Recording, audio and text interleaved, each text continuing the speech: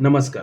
उत्तर प्रदेशातील नोएडा येथील औद्योगिक पट्ट्यात 13 एप्रिल रोजी उसळलेलं कामगार आंदोलन राज्यभर चर्चेचा विषय ठरलं. वेतनवाढ, बोनस आणि कामाच्या ठिकाणी चांगल्या सुविधा यांसारख्या मूलभूत मागण्यांसाठी हजारोंच्या संख्येने कामगार रस्त्यावर उतरले आणि पाहता पाहता या आंदोलनाने उग्र स्वरूप धारण केलं. या संपूर्ण घटनेमुळे औद्योगिक क्षेत्रात तणावाचं वातावरण निर्माण झालं असून प्रशासन आणि पोलीस यंत्रणा सतर्क झाली आहे. सोमवारी सकाळपासूनच कामगार मोठ्या संख्येने रस्त्यावर उतरले. सुरुवातीला शांततेत सुरू झालेले हे आंदोलन हळूहळू तीव्र होत गेलं. फेज 2 औद्योगिक क्षेत्र आणि सेक्टर 60 या भागात मोठ्या प्रमाणावर निदर्शने झाली. काही ठिकाणी आंदोलन नियंत्रणाबाहेर गेलं आणि दगडफेक, तोडफोड आणि जाळपोळ यांसारख्या घटना घडल्या. या हिंसाचारामुळे परिसरात भीतीचं वातावरण निर्माण झालं आणि वाहतुकीवरही मोठा परिणाम झाला. नोएडा आणि दिल्लीला जोडणाऱ्या प्रमुख रस्त्यांवर मोठ्या प्रमाणात वाहतूक कोंडी झाली. हजारो कर्मचारी आणि नागरिक रस्त्यावर अडकले होते. अनेकांना त्यांच्या कामाच्या ठिकाणी पोहोचता आलं नाही. काही तास संपूर्ण वाहतूक विस्कळीत झाल्यामुळे प्रशासनाला ही परिस्थिती हाताळणं कठीण झालं. या आंदोलनामागील मुख्य कारण म्हणजे वेतनवाढीची मागणी. गेल्या 2-3 दिवसांपासून कामगार सातत्याने आंदोलन करत होते. त्यांचं म्हणणं आहे की सध्याच्या महागाईच्या काळात मिळणारं वेतन अत्यंत अपुरं आहे. विशेषतः शेजारच्या हरियाणा राज्यात किमान वेतन 14,000 रुपयांवरून 19,000 रुपयांपर्यंत वाढवण्यात आलंय, तर नोएडामध्ये अनेक कामगारांना सुमारे 13,000 रुपयांच्या आसपासच वेतन मिळतंय. त्यामुळे किमान वेतन 20,000 रुपये करण्यात यावं अशी ठाम मागणी कामगारांकडून करण्यात आली. वेतनवाढीसोबतच कामगारांनी इतर अनेक मागण्या देखील मांडल्यात. त्यामध्ये बोनस वेळेत मिळावा, कामाच्या ठिकाणी सुरक्षित आणि चांगलं वातावरण असावं, तसेच लैंगिक छळ रोखण्यासाठी स्वतंत्र समिती स्थापन करण्यात यावी, या प्रमुख मागण्या आहेत.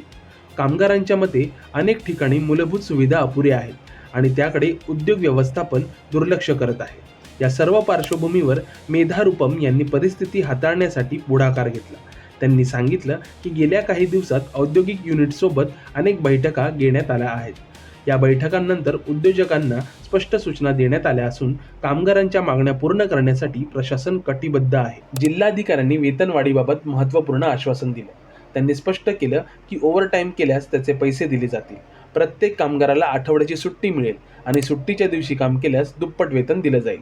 याशिवाय सर्व कामगारांना नियमानुसार बोनस देण्यात येईल आणि तो 30 नोव्हेंबरपूर्वी त्यांच्या बँक खात्यात जमा केला जाईल. त्याचबरोबर कामाच्या ठिकाणी लैंगिक छळ विरोधी समिती स्थापन करणं बंधनकारक करण्यात येईल. या समितीचं अध्यक्षपद महिलेकडे असेल, जेणेकरून तक्रारीचं योग्य आणि संवेदनशील पद्धतीने निवारण होईल. प्रत्येक कामगारांचं वेतन दर महिन्याच्या 10 तारखेपूर्वी थेट त्यांच्या बँक खात्यात जमा होईल याची खात्री केली जाईल. तसेच सर्वांना सॅलरी स्लिप देणं अनिवार्य असेल. कामगारांच्या तक्रारी तत्काळ नोंदवण्यासाठी जिल्हा स्तरावर नियंत्रण कक्ष उभारण्यात येणार आहे. प्रत्येक औद्योगिक युनिटमध्ये तक्रार पेट्या बसवण्यात येतील, ज्यामुळे कामगारांना आपले प्रश्न मांडणं सोपं होईल. कामगारांना सन्मानाने वागणूक मिळावी यासाठीही प्रशासन विशेष लक्ष देणार असल्याचं जिल्हाधिकाऱ्यांनी नमूद केलं.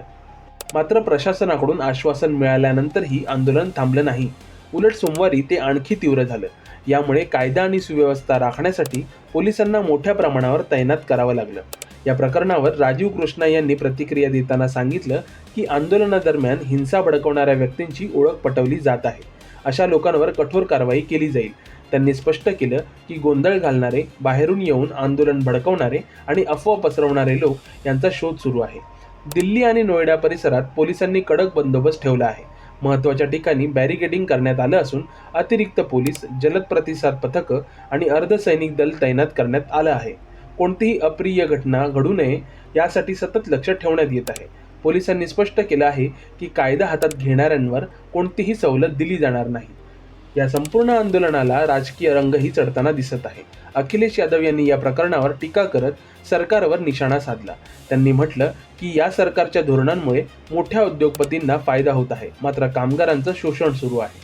त्यांनी सोशल मीडियावर लिहिलं की महागाईच्या काळात कमी वेतनात कुटुंब चालवणं अत्यंत कठीण आहे आणि त्यामुळे कामगारांमध्ये असंतोष वाढत आहे. दुसरीकडे योगी आदित्यनाथ यांनी कामगारांना आश्वासन दिलं की राज्य सरकार त्यांच्या पाठीशी उभं आहे. त्यांनी सांगितलं की सरकार उद्योगांना सुरक्षा देण्याबरोबरच कामगारांच्या हक्कांचंही संरक्षण करेल. प्रत्येक कामगाराला योग्य वेतन मिळेल याची खात्री केली जाईल. मुख्यमंत्र्यांनी पुढे सांगितलं की आउटसोर्सिंग कर्मचाऱ्यांसाठी स्थापन करण्यात आलेल्या कॉर्पोरेशन शिफारसी लवकरच लागू केल्या जातील. या अंतर्गत किमान वेतनाची हमी दिली जाईल आणि वेतन थेट बँक खात्यात जमा केलं जाईल. एकूणच नोएडातील हे आंदोलन केवळ वेतनवाढीपुरता मर्यादित नसून कामगारांच्या हक्कांशी आणि सन्मानाशी संबंधित आहे. प्रशासनाने दिलेल्या आश्वासनांची अंमलबजावणी कितपत होते यावर पुढील परिस्थिती अवलंबून असेल. सध्या तरी परिस्थिती नियंत्रणात आणण्याचे प्रयत्न सुरू असून कामगार आणि प्रशासन यांच्यातील संवाद निर्णायक ठरणार आहे.